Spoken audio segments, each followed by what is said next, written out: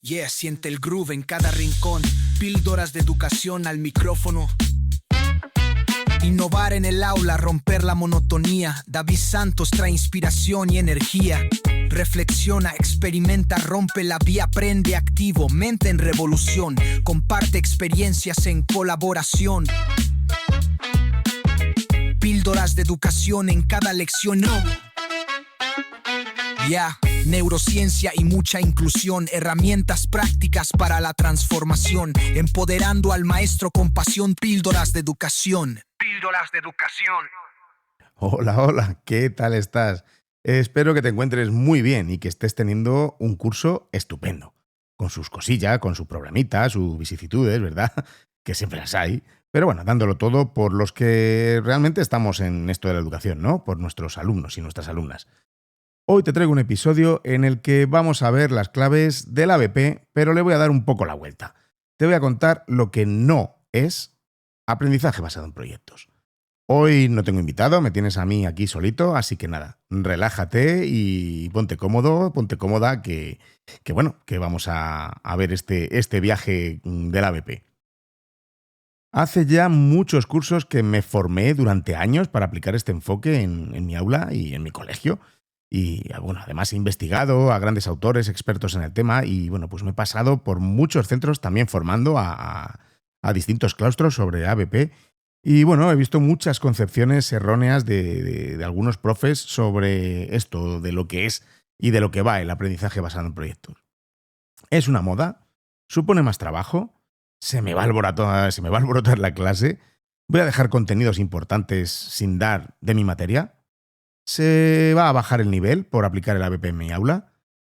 Pues yo llevo aproximadamente 11 años aplicándolo en mi aula y en mi cole. Y bueno, pues es la estrategia metodológica principal de mi centro, es el paraguas bajo el cual están todos los demás enfoques.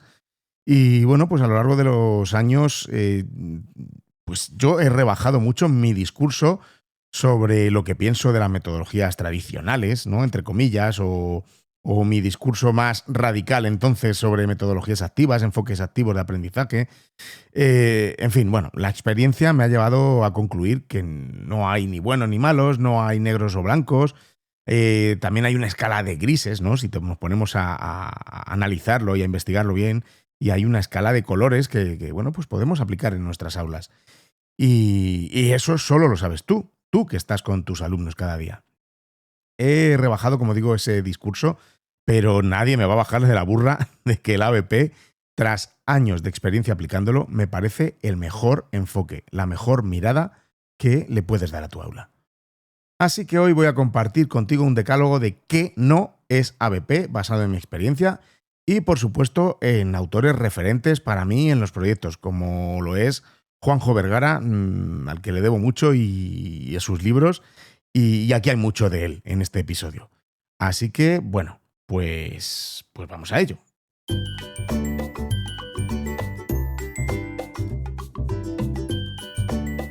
Píldoras de educación con David Santos, porque otra educación es posible. El ABP no es una actividad interdisciplinar aislada o una cartulina o una decoración que preparamos en grupo. En los centros realizamos muchísimas actividades en las que colaboramos desde todas las áreas, ¿no? Suelen ser actividades muy chulas, pero no son ABP. Ejemplos como las celebraciones del Día de la Paz, del Día del Libro, bueno, todos los días que queramos poner aquí, en las que, bueno, pues nos podemos pasar varios días trabajando en algo desde todas las materias, sí, que suelen ser consideradas erróneamente como trabajo por proyectos. Podrían serlo, claro que sí, pero tienen que cumplir una serie de condiciones que no suelen tener. Primera condición es que parta de los intereses de nuestros alumnos, que es una de las características más notables y valiosas del ABP. Y bueno, que es eso, que nos permita trabajar el currículo a través de los intereses de los estudiantes. Otra característica es que requiere una arquitectura que permite, como decía Juanjo Vergara, narrar el aprendizaje. Además, por supuesto, de que sea algo colaborativo, desde el inicio, pasando por el proceso y el producto del aprendizaje. Entonces, tiene que tener una lógica narrativa, como hemos dicho, tiene que ser colaborativo, que nos permita a través del currículo trabajar los intereses de nuestros alumnos y además otra de las características importantes es que en el ABP trabajamos con la realidad. El ABP debe hablar de la realidad de nuestros alumnos. Deben ver la utilidad de lo que estamos trabajando. Pintar palomitas el Día de la Paz queda muy bonito. Hay muchos trabajos manuales, mucha artística que queda fenomenal para la decoración, pero no es ABP. El ABP no es una moda pasajera.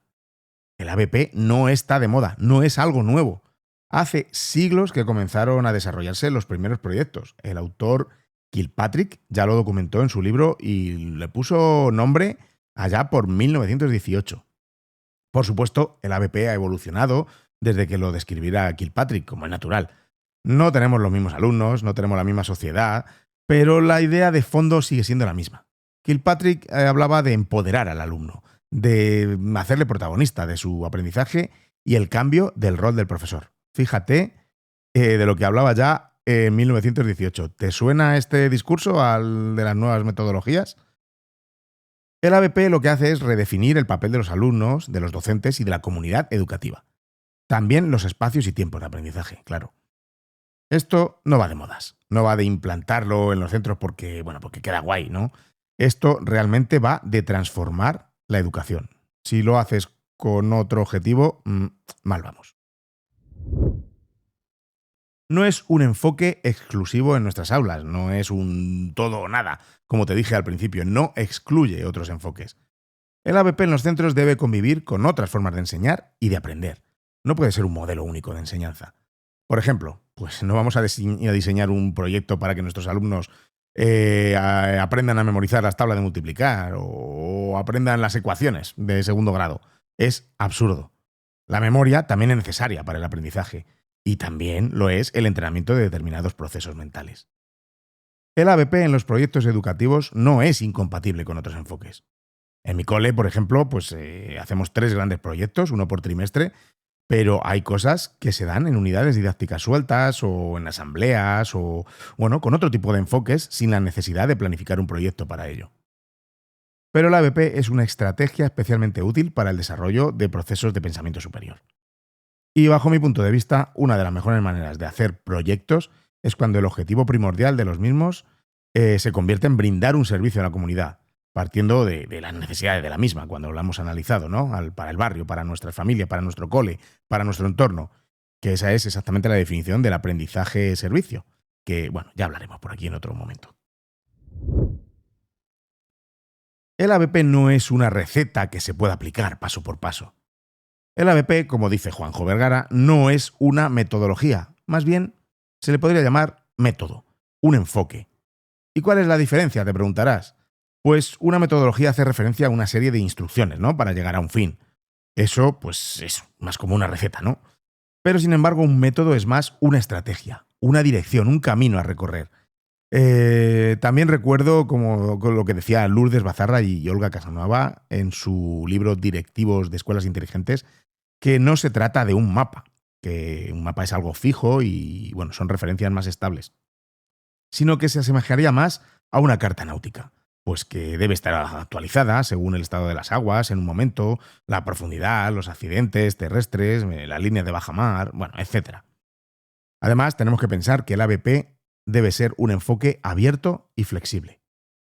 En las formaciones que he dado sobre ABP, lo advierto al principio, voy a contar los fundamentos, las características generales, el espíritu de lo que significa trabajo por proyectos, aderezado, por supuesto, con ejemplos de mi propio cole y mi propia experiencia.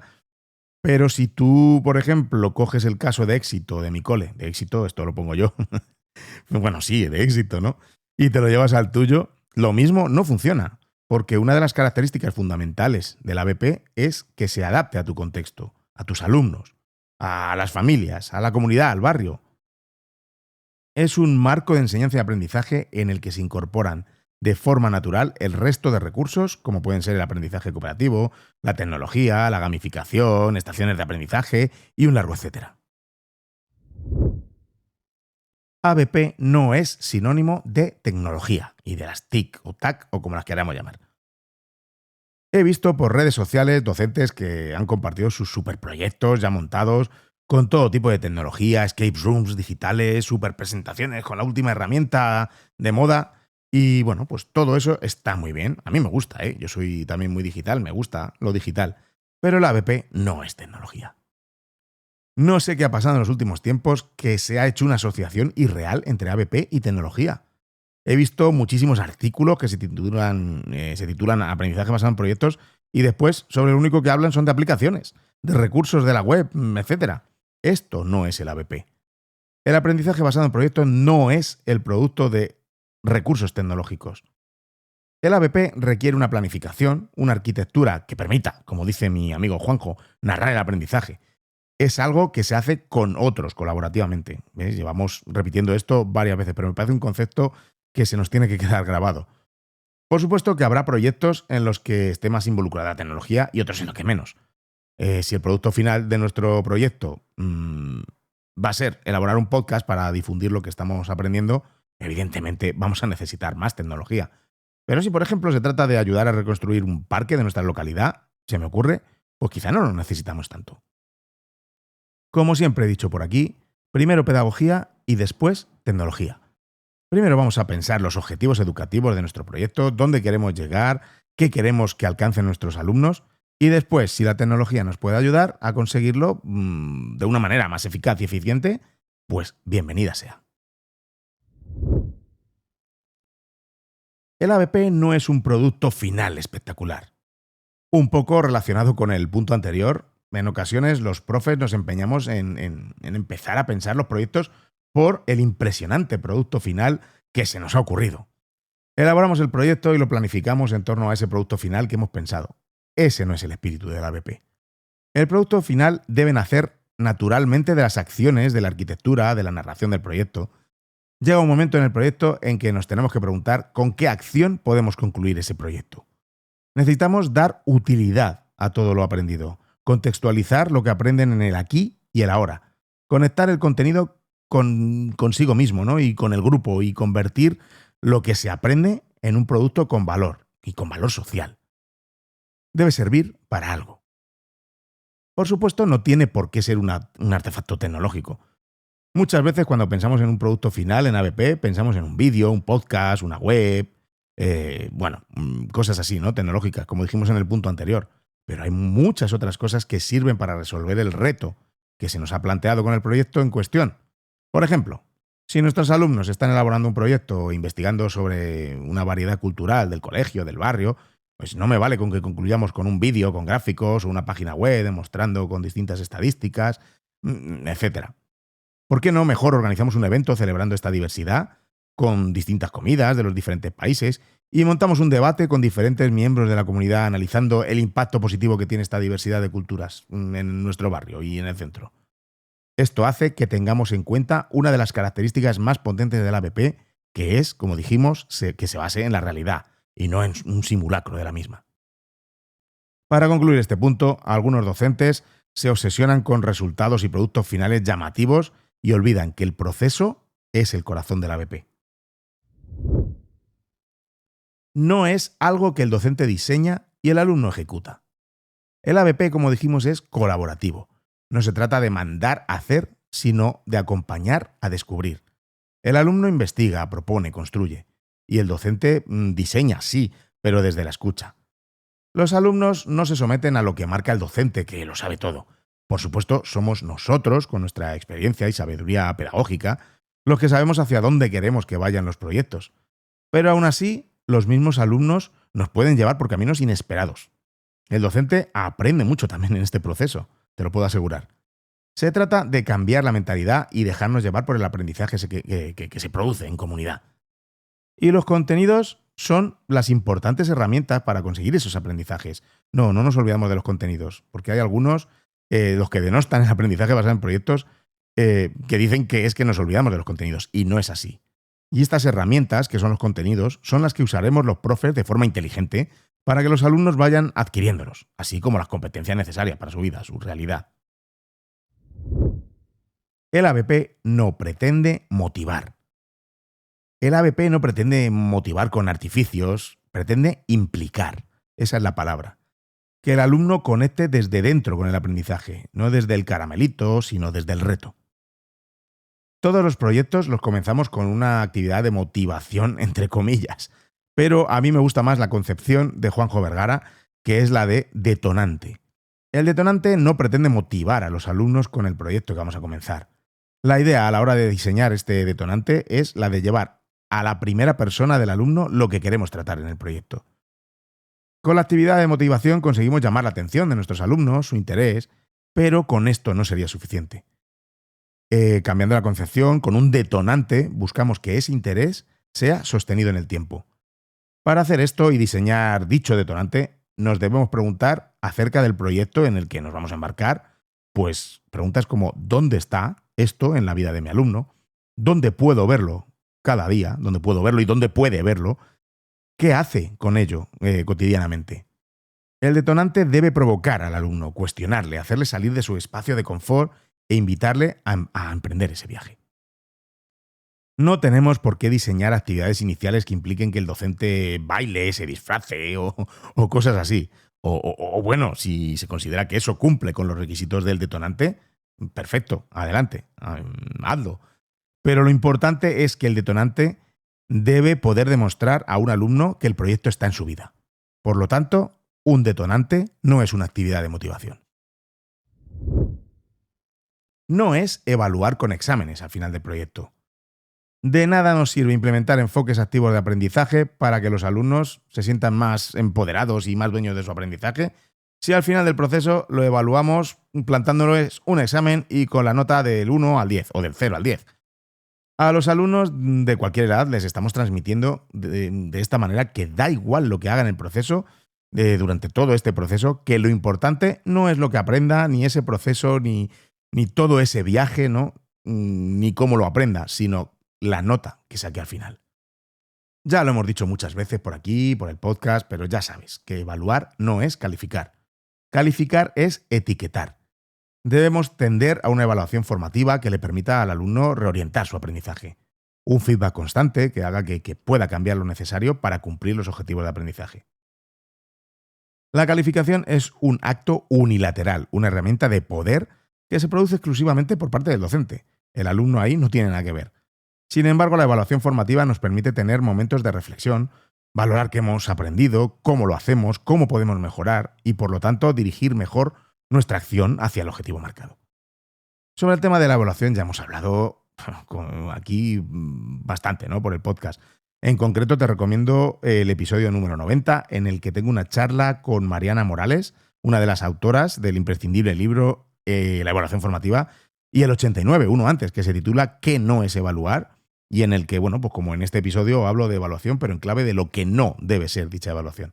Así que si no los has escuchado, te los recomiendo. Y si ya lo has escuchado, pues a lo mejor te viene bien volver a escucharlos para refrescar. El ABP no es magia, no es la panacea y nos va a resolver todos nuestros problemas en las aulas. Vale, David, llevas todo el podcast hablando de las virtudes del ABP y ahora de repente sueltas en el último que no nos va a resolver nuestros problemas en las aulas, que no es... Vamos. A ver, desde luego el ABP es el enfoque que más me gusta para mis alumnos. En mi cole es el paraguas, como dije, bajo el cual se encuentran otras metodologías como el aprendizaje cooperativo, la organización de la clase en estaciones de aprendizaje, etc. Pero, por supuesto, requiere de una formación y de un trabajo que, bueno, pues no vamos a engañarnos, es mayor que si seguimos un libro de texto y ya. Un ABP de calidad exige que el profesorado esté formado, reflexione, reciba apoyo y tenga tiempo para diseñar, ajustar, acompañar. Sin eso, muchos proyectos, entre comillas, pues al final coronan en frustración. No basta con pedir a los maestros que hagan proyectos. Los centros que dicen, aquí se hacen proyectos, los dicen los profes y luego los profes hacen lo que quieren. Casi eso es más perjudicial que llevar un libro de texto y chimpún, ¿no? Y se acabó. Tampoco es que si haces un proyecto tus alumnos van a aprender todo así por arte de magia. Como dije en otro de los puntos, debe combinarse estratégicamente con otros enfoques dentro del aula. Habrá contenidos que requieran de una enseñanza más directa o una práctica guiada o quizá un modelado. Además, la evidencia empírica nos dice que algunos estudios señalan que sus beneficios se manifiestan más claramente en competencias de pensamiento de orden superior que en otros contenidos específicos.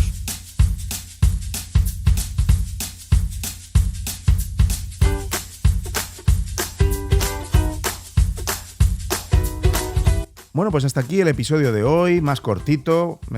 Yo voy a intentar esta temporada hacer estos episodios solo más cortitos, más, la combinación con entrevistas que son más largas, por supuesto. Y bueno, espero que el episodio de hoy sobre lo que no es el ABP te haya resultado útil y que te guste este decálogo que te he preparado para poder entender mejor lo que sí es, a través de lo que no es. Yo desde luego que me subí al carro del ABP hace aproximadamente 11 años y ya no hay quien me baje. He comprobado con muchos alumnos los progresos mientras se enseña bajo este paraguas de este enfoque y haciéndolo bien, para mí los resultados son increíbles.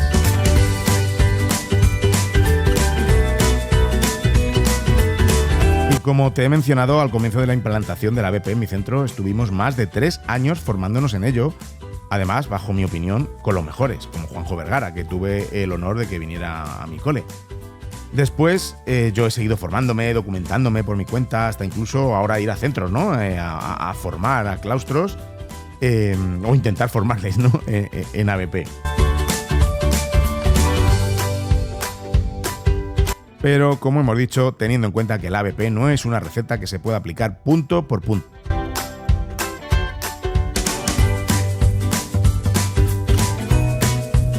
Yo solo espero que todas estas experiencias que cuento, que ocurren en mi centro, que la puedan coger y adaptarlas al contexto de su centro, de sus alumnos, del barrio.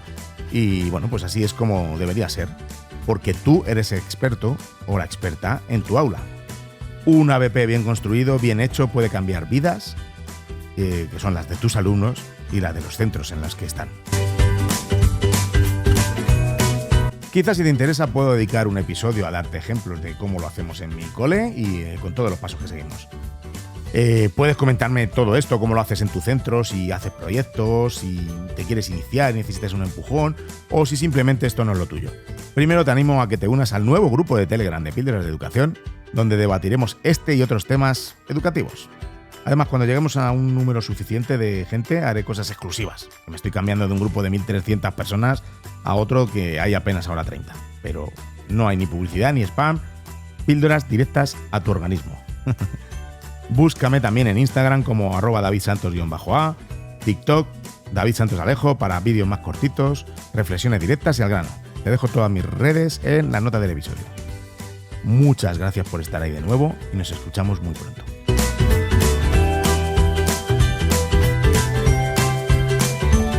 Y recuerda, con tus píldoras podemos hacer que la educación goce de la mejor salud.